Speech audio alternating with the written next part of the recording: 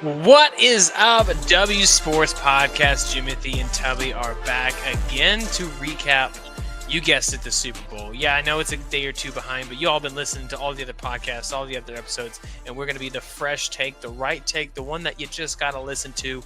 So, Tubby, welcome back to the show. What's up? Yeah, wasn't the most entertaining Super Bowl. No. And they said, there literally was one thing I saw afterwards, and it said, quietly, Xavier Worthy set a record in the Super Bowl, and I'm like, nobody cares. It was all garbage time. Nobody cares. I'm sorry, dude. Like, you deserve better than that, but yeah, it's terrible. Yeah, do we care? Did we win? Yeah. No, didn't win. Doesn't cool. matter. You know what? And it snowed a couple inches over here in Kansas City. It is absolutely cold. A parade today would have been terrible. So that's, you know what? It's actually okay. I'm okay with it. Yeah, I mean, didn't want to stand outside in the snow, but it would have been nice if they would have won for you guys. Yeah, that's very true. But Eagles absolutely dominate. That's the title of this episode is Eagles drop Kansas City. I mean, even going into it, there's so many different pieces that we talked about in the preview episode of, hey, the Eagles feel like on paper, but this is the Chiefs. You can't count the Chiefs. But there was two elements that, Tubby, you specifically talked about, that you brought up, that you helped everyone be educated on, and that was the offensive line for the Chiefs, the defensive line for the Eagles, and guess what was the storyline? That defensive line. Yeah, it was rough. And, as a Chiefs fan, it definitely, it hurt. It sucked. It wasn't even a competitive game. It didn't end up as bad on the score sheet as the Seahawks versus the Broncos one. That was 43 to 8. Ugh, that was 9 years ago, I think. But it did feel almost the exact same as the Tampa Bay Buccaneers versus the Kansas City Chiefs, where Patrick Mahomes is running for his life. He's doing what he can. Unfortunately, in this one, two huge mistakes, those picks, including the Cooper DeJean pick 6. Yeah. Honestly, that's what sealed the deal, was those two back-to-back. It just was too much to go. But I feel like I'm talking a lot, Tubby. I want to hand it off to you a little bit for some of your initial thoughts and stuff. Yeah, so the second interception from Mahomes wasn't really his fault. Tooney just got absolutely bulldozed into Mahomes. So whenever he went to step into it, Tooney kind of pushed him to the side. Yeah. And then it kind of sailed a little more inside than he was, or towards the outside than he was hoping. He was trying to get it more to the inside, Xavier Worthy. So I ain't going to put that one on him because it wasn't a bad decision. It was the right, spot to throw the football. Just so happened that Joe Tooney just got sat down in Patrick Mahomes' lap. Yeah. Not the only time. Yeah, not the only time. And it definitely showed that Joe Tooney is a all-pro guard and not an all-pro left tackle. Yeah, and that, absolutely huge glaring weakness. Any Chiefs fan I talk to, any NFL fan that talks about that game, they're like, they just don't have any edge. They don't have tackles. No. And the bad thing for them this year is that you need tackles, both tackles, and you got to somehow try to retain Trey Smith at right guard. And that's going to be a difficult spot because there's going to be teams out there with a lot of money that are looking to pay fringe all-pro right guard, like the Chicago Bears. They've got all the money in the world. They need interior offensive line. I mean, they need offensive line, not just interior. But they need offensive line help. And I imagine they're probably going to throw a pretty sizable bag at Trey Smith if he actually hits the free agency market. So it's going to be it's interesting for them because we talked about this a couple of years ago when it happened, when they signed Jawan Taylor to that big contract because they didn't want to play Orlando Brown a big contract. And granted, Orlando Brown was hurt most of this year. Last year, he wasn't. Played really good last year at left tackle for the Bengals. And it kind of comes back to bite you in the butt because Jawan Taylor has not been great. A lot of penalties. Not been great. He's not been good. He's not even been close to good. What are you talking about? Yeah, I was trying to sugarcoat it a little bit, but we don't get sugarcoat here. No. I mean, he has been awful, and the contract that he has signed is a horrible spot for the Chiefs. Yeah, so maybe they're able to offload him and just eat some dead cap. I don't know, but they're going to have to figure out something because, like you said, it really reminiscent of the Tampa Bay where Mahomes was running for his life, and what did they do the next year? Retooled that whole offensive line. Go out and get Joe Tooney, draft Creed Humphrey, draft Trey Smith. Sign a couple tackles to try to figure things out, and it helped. Mm-hmm. But this time, are they going to have that capability of doing that with some of the contracts that they have? And like I said, that Jawan Taylor one, that one hurts a lot for the cap room right now. Oh, 100% does. And so, and here you said it's not on Patrick Mahomes, that interception, the second one.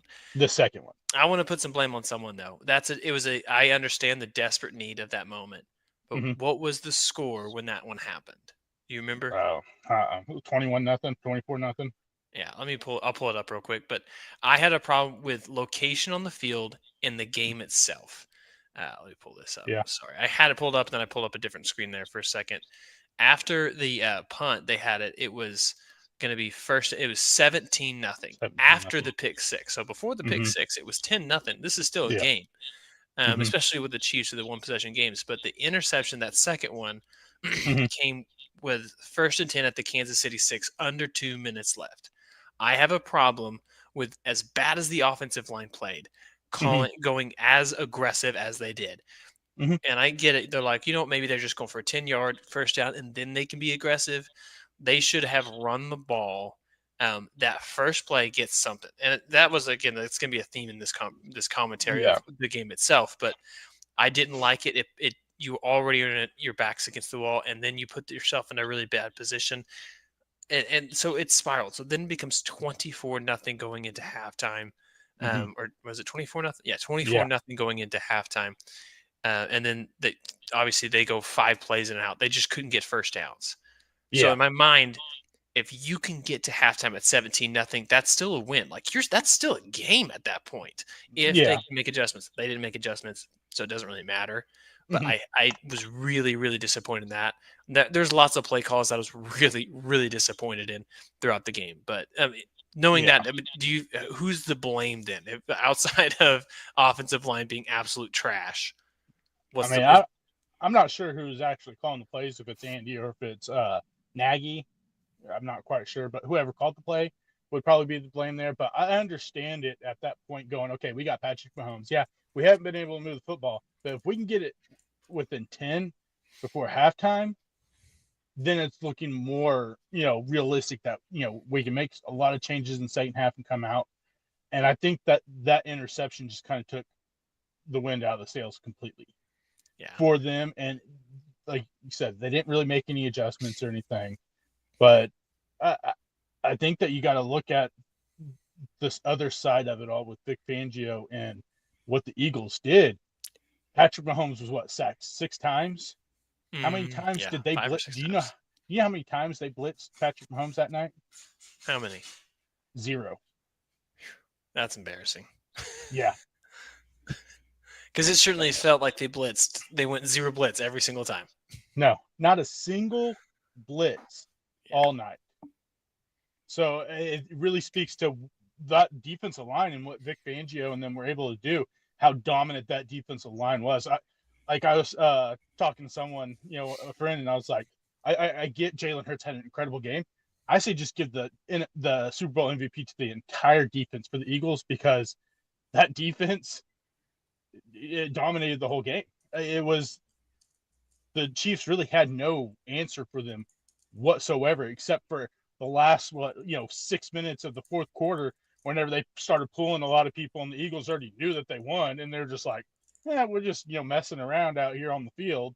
And the Chiefs score a couple touchdowns or whatever. But yeah, I think that defense was absolutely a difference maker. But I'm gonna go back to last week whenever we were talking. I was like, man, if you can bottle up Saquon Barkley, you can win this game. Well, they did bottle up Saquon Barkley, make Jalen Hurts beat you.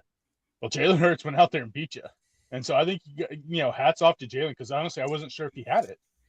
Yeah, I mean, that interception he threw was terrible. He almost threw a second interception. Mm-hmm. And I think this is a domino effect.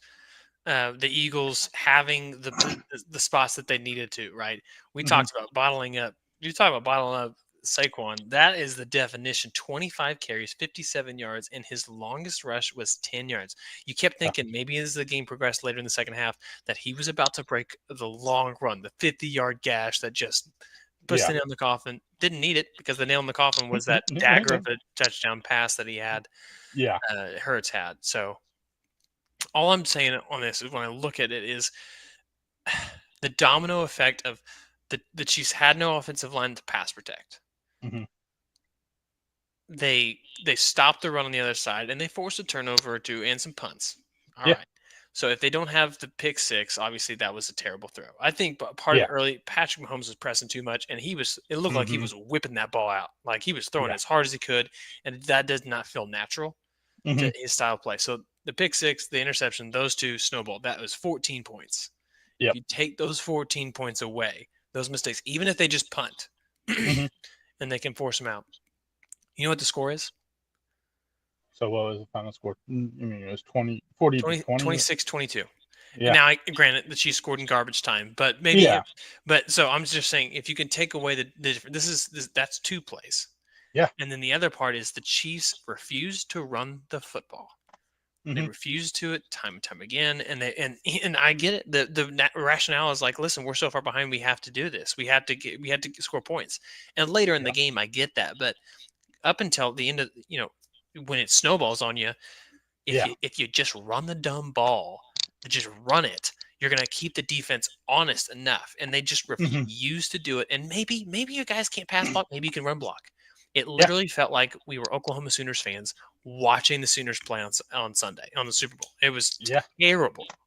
Yeah. And I think you make a great point there, because it wasn't like they just like all of a sudden stopped running the football. They just didn't run the football, period. Even when they're down 7, even when they're down 10, they didn't run the football when it's still a game. Whenever, grant maybe the run game isn't as good as it was last year when Pacheco was fully healthy, in the playoffs and, Hmm. running the way he was. But still, like you said, you got to keep the defense honest. If you're just dropping back to pass every single time, all it does is tell those defensive linemen, hey, pin our ears back and go get them. And that's exactly what they did all night. I mean, even if, I don't know how many hurries they had. They had quite a few hurries. I mean, Patrick was running out of the pocket, trying to throw the football out, on the run, or trying to scramble for a couple yards here or there.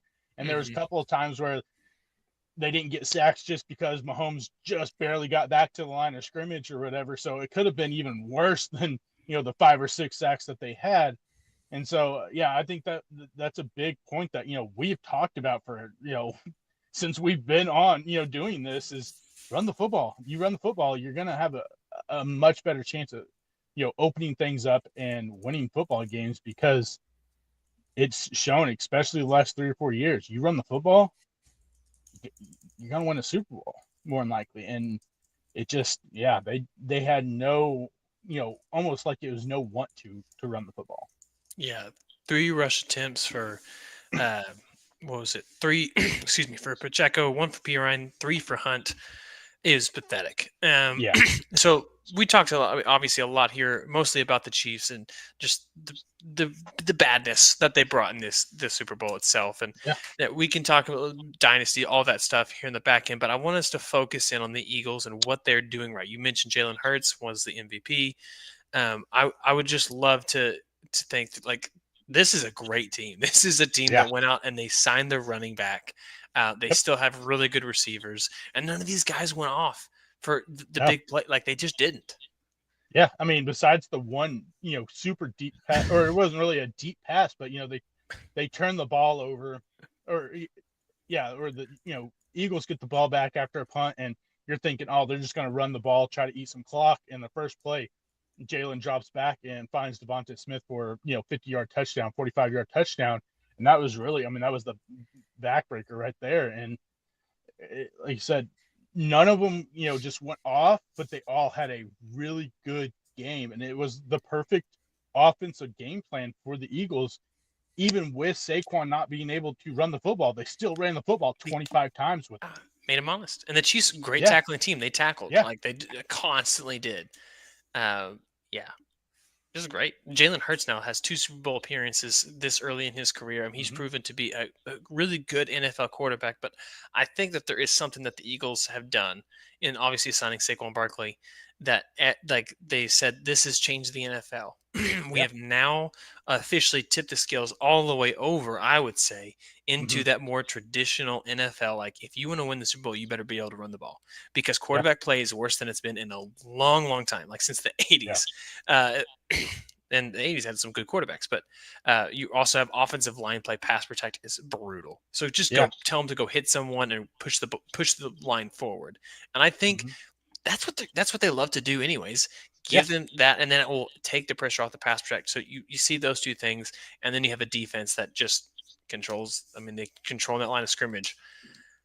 Yeah. This has, I do think that the volatility of the Eagles itself and Nick Sirianni's style has me a little concerned on the repeatability of this. But I think they have all the makings to do this, be Yeah. competitive again. Yeah. The big thing for them is going to come down to which guys stay. Which guys decide to retire. We already know Brandon Graham's retiring, but you could see it potentially. I mean, Lane Johnson has flirted with retirement the last couple of years. There goes all pro right tackle that you have to now try to replace either through the Yep. draft or something like that. Darius Slay, I'm imagining he's probably really considering retiring also. And grant for them, they were able to draft two incredible rookie corners, but there goes another big depth piece in the secondary for them. So, and can they retain Zach Bond? Had all pro season this year, breakout season, but they only signed him to a 1-year contract. So now he's a free agent again. And is he going to want to stay and go, hey, look, I built my career here, have my career year here. Let's go ahead and run it back.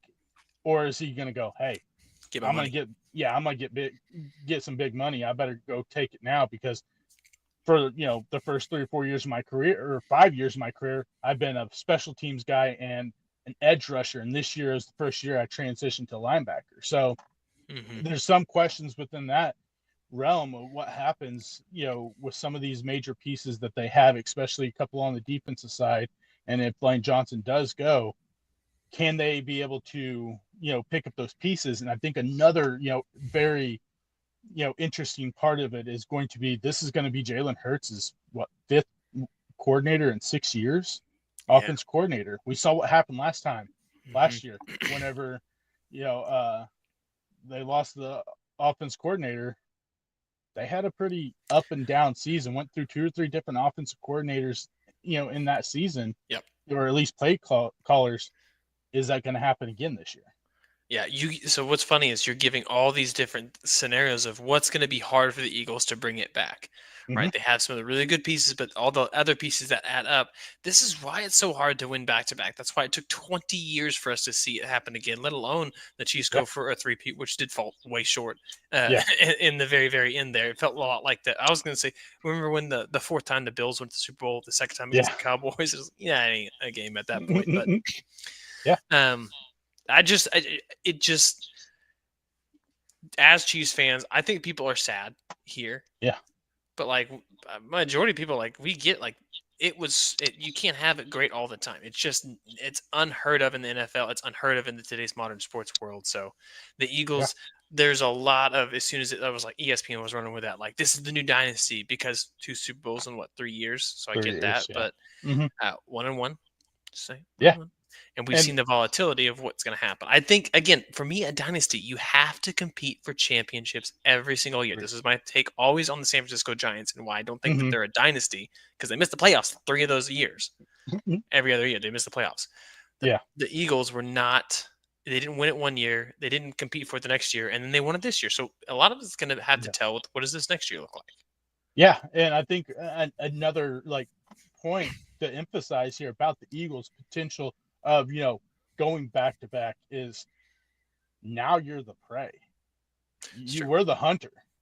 You were hunting the Chiefs. You were hunting everyone down. Now it changes.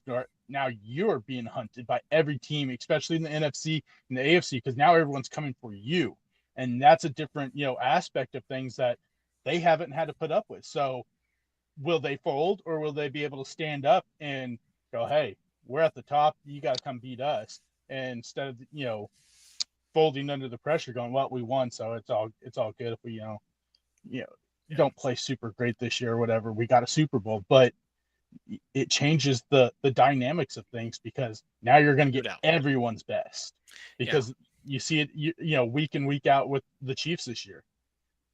They had a lot of one-score games, and some of those teams were not great teams. Panthers. Yeah, the Panthers, exactly. The Raiders a couple times. They go in and they go, hey, this is the team that won the Super Bowl the last 2 years. We're going to give everything we have, throw everything at them because we want to say, hey, we beat the reigning Super Bowl champs. Now the Eagles have to take that next year and be the prey instead of the hunter. Yeah, well, every team in the NFC is going to say that except one. Dak Prescott seems to think that they are the team to beat, which was, good Lord, Dallas, what are we doing? Y'all haven't been competitive in 30 years. Sorry, 30 years. Stop it, Dak. Go win a game. Go stay healthy. Yeah. So if you see this blueprint, what are the teams that you think have the best chance going into next year to do this same thing? Do what the Eagles were able to do this year. Learn what, and what I mean by this is be willing to give the ball to someone 23 times, even if they're only going to get a 10-yard run as the longest and 57 yards. Yeah, I think you look at the Lions. I think they're a team with the two running backs that they have there in the NFC. I think the Packers. We saw what they had with Josh Jacobs and the willingness to give. I mean, Josh Jacobs had the most touches in the first quarter out of any player in the NFL outside of a quarterback or a center snapping the football. And I think they have a really good chance if they're able to get a couple other pieces in there. Let's see who else. The Ravens, if they're willing to give Derrick Henry the football 20 times a game at least, even especially in the playoffs, they have a chance. And I think the Kansas City Chiefs, granted, they didn't do it in the Super Bowl, but we saw it last year when they weren't good on offense. They went to the run game. And I think that's another team that is willing to do the same thing. And then the sneaky one is going to be the Chargers. If they can get a few, pieces in there, and I think they'll probably need to get another running back. I don't know how long, how much, J.K. Dobbins can hold up. He's but not. If you can get you a legitimate number one running back, get a couple more offensive pieces out there, you set yourself up good because Jim Harbaugh loves to run the football. He knows what it takes to, and he knows how to win football too. Like not only loves to run, but that's why he wins so much. Yep. I agree. I think the Chargers are a good one. The Bills should be if they can learn how to give James Cook the ball more. The dude knows how to find the end zone at this point in his career. Something he could not do early. The Ravens, but the thing I worry about is Derrick Henry is 31. Did we just waste a perfectly great year where the Ravens should have beat the Bills and would have been in position to beat the Chiefs? They did. They wasted it. So I don't necessarily trust them. I trust the Lions. I trust the Packers more so. The thing that I feel like the Packers will need, and we'll get more into this in the offseason, is just they got to get a wide receiver one. They have too many guys that are like that second or third or two A and 2B guys. Got to figure it out. We'll see. Not the Cowboys. No, not the Cowboys. Not you, Dak. No. So maybe the Bengals. I don't know that they'll run, but I think they'll be. I don't think that they're still in the old model. Yeah, a little bit of that obviously will happen on the free agency signings at the wide receiver position, but then I think another interesting one will be that could be if they retain the quarterback is the Rams. We've seen how much they love Kyron Williams. They had a bevy of injuries early on, especially along the offensive line. That offensive line can stay healthy. We know how much they love to run the ball with Kyron Williams, but now there's these rumors floating around that maybe they're going to move on from Matthew Stafford, which I think would be stupid because I still think that your window is still slightly open. With him, it's open. Yeah. Yeah. And they're like, oh, he's not getting paid enough. And, they'll trade him and bring in Aaron Rodgers. Well, why would you do that? Dude, I was hoping we'd go a whole episode about NFL without him, but somehow he sneaks his way into it. He's not going to be a Jet, and it doesn't matter. He shouldn't be in the NFL at this point. No. But you're worried about paying Matthew Stafford enough money, but you're going to pay a 41-year-old, 42-year-old Aaron Rodgers $45-50 million, but you're not willing to pay Matthew Stafford that whenever he's been better than Aaron Rodgers the last 3 seasons. Yeah, he's a competitor. He wants to win football games. I don't know that that's necessarily on the top priority list for this guy anymore, for Aaron Rodgers. So just throwing that out there. Tubby, any other final thoughts you had about the Super Bowl before we kind of wrap this show up? And we're going to transition to the baseball season tomorrow. I mean, I don't have any more takes on the Super Bowl. I think we talked about it all, but I do have a hint. Oh, let's go. Let's get the hint, dude. We do have a hint for the February giveaway. So the first hint we gave last week on what was it, Monday, Tuesday's episode, and it was he's a Hall of Fame safety. This next hint is he was part of an all-decade team. Okay, that makes sense. But I mean, what decade? We'll get to that. But I do that makes sense. This makes sense. If I gave you the decade, you give it away. Okay. Okay. We'll see. If I'm not going to do any research, I'm still going to wrap my brain. But the whole purpose behind these hints, everybody, is to make sure you put your guess in the chat of the YouTube channel. That way we can go ahead and get you, if you're right, get you 3 extra entries into this month's giveaway. And I'm telling you, you don't want to miss this month's giveaway. No. It's Tubby's favorite that we've had so far. And you just got to be subscribed to the show to qualify on YouTube. Yeah. That's it. Hit this free subscription button. I'm going to do something different. All right. Usually I will tell you if you got it wrong, your guess. I ain't telling you if you got it wrong. So you might as well keep guessing. So you keep guessing, and then I'll tell the person that guesses it right the first that they got it right. I'm not going to give out, oh, it's not that way, because then it, narrows it down a little too much. Narrows it down a little bit too much. So I'm not going to say nothing until I see someone answer it right. Yeah. Well, I like that idea. I also appreciate RB in the chat today. I don't know if you saw that, Tubby. He's like, we should switch to foreign nations hockey because I'm obviously a little bit upset, and I was. And I appreciate you putting in that chat. Sidney Crosby going to play. How about that? Hey, it's going to be entertaining. Yeah, I honestly don't know a whole lot about the four nations. Is it similar to like World Baseball Classic? Is that what this is? Yeah, for the most part. Yeah, it's U.S., Canada. I want to say Sweden and maybe Russia. Okay.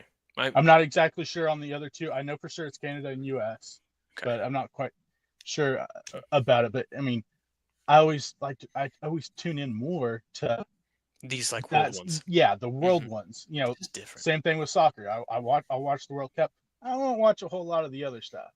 Yeah. But I'll watch the World Cup, and I'll watch U.S. hockey and stuff like that compared to just the NHL. Well, if you come to KC, you should check out a current game. They're good. They have MVP. Chowanga is insane on that team, and the crowd is very, very engaged the whole time. Doing chants, all that stuff. It's a really good atmosphere. But well, everybody, that is the show. Yes, we will be back tomorrow with an episode as we kick off spring training season is officially underway in all of baseball. It's the most wonderful time for any baseball fan. I got the Cardinals stuff on already because it just makes sense. So we want to say thank you guys so much for joining the show today. If you haven't already, share this episode with someone who needs a good episode, a good podcast that they can listen to. We're mostly over on YouTube, but we still will put a couple episodes per month over on our platform for Spotify and Apple Podcasts. So we'll keep that going. You guys keep showing up. Until then, we'll see you all next time. See ya.